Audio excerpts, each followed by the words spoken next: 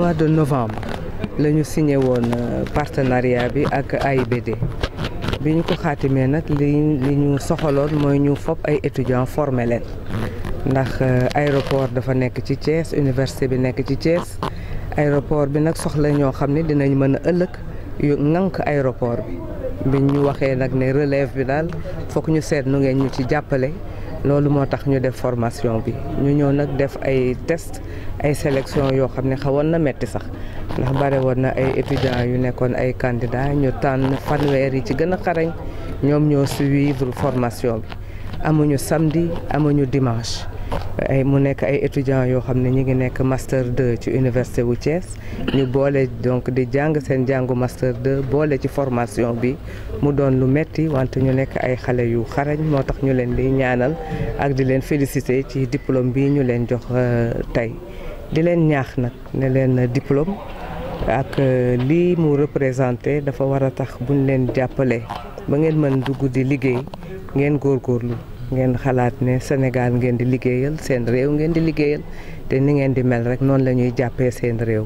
ma yaakaar ne dégg nañu message boobu ndax gis naa ni ñu takkoo farlu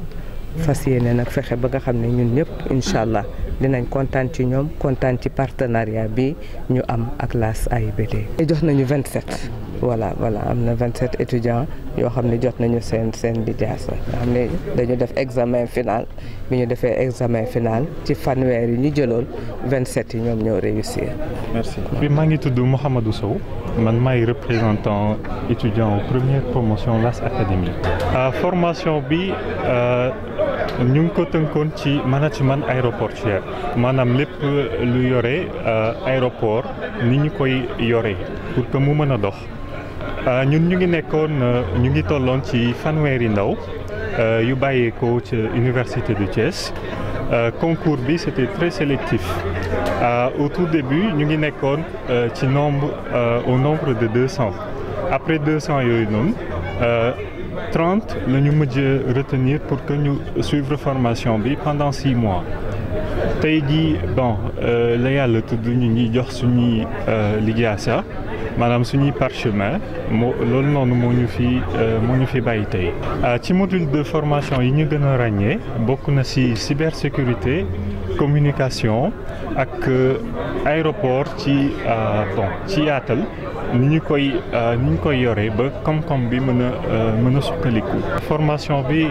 macha allah sant yàlla alhamdulilah dund nañ ko ci jàmm ça s'est très bien passé ñi nga xamante ne ñooñu doon tàggat ñu ngi doon bàyyeekoo ba Istanbul ci université Bosphore bu ñu daan ñëw pendant les week-ends def cours bi ak ñun après dañuy ñibbiwaat fële Turquie Istanbul am na aussi ay kàngam yu bokk ci aéroport yi fay liggéeyee aéroport Las ñi nga xamante ne jot nañ ñoo tàggat loolu vraiment lu am solo la. loolu moom dëgg la ku jàng ba pare ba am say lijaasa liggéey ngay ñaan suñu borom mu jagleel la ko voilà donc ñun ñu ngi suñu compétence ñu ngi suñu xam-xam incha allah bu ci yàlla àndee dinañu intégrer le monde professionnel. Merci. Recteur de l'université de Thiès. Oui, c'est un partenariat qui est très innovant. Et l'on peut dire que dès le démarrage de l'aéroport, l'université de Thiès s'est dit qu'il n'était pas possible de rester indifférente par rapport à la présence d'un aéroport international à Thiès. Et nous avons rendu visite à l'aéroport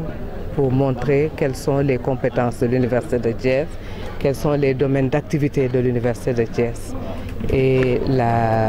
l'aéroport a immédiatement manifester son intérêt et c'est comme cela que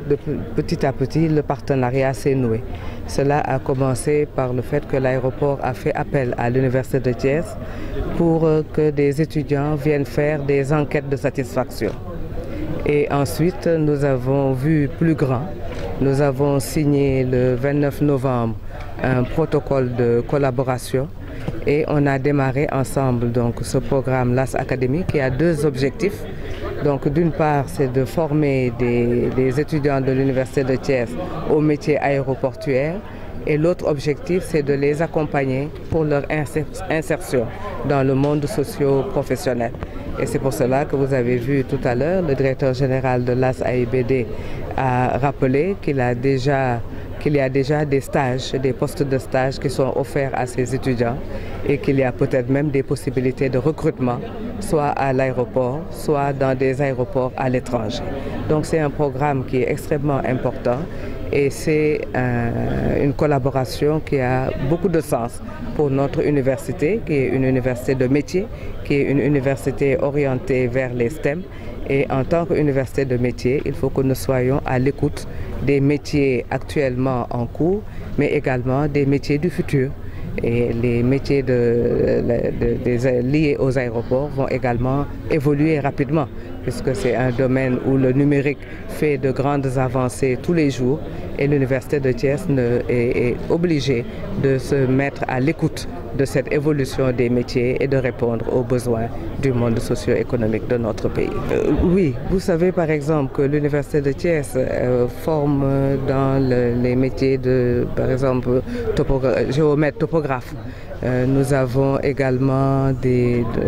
également présents dans la géologie, dans la formation d'ingénieurs et nous avons aussi notre place à creuser, à occuper dans le domaine des métiers liés aux mines, liés au pétrole. Et il y a également beaucoup d'évolutions dans le domaine médical, dans le domaine agronomique. Et tout cela, tous ces domaines-là, il faut que l'Université de Thiès reste vigilante pour qu'il y ait des formations qui nous permettent d'être au goût du jour, qui nous permettent d'avoir les compétences requises actuellement et pour le futur. Oui, nous avons d'autres partenaires. Vous avez dû suivre les partenariats que nous avons liés au niveau national avec d'autres institutions d'enseignement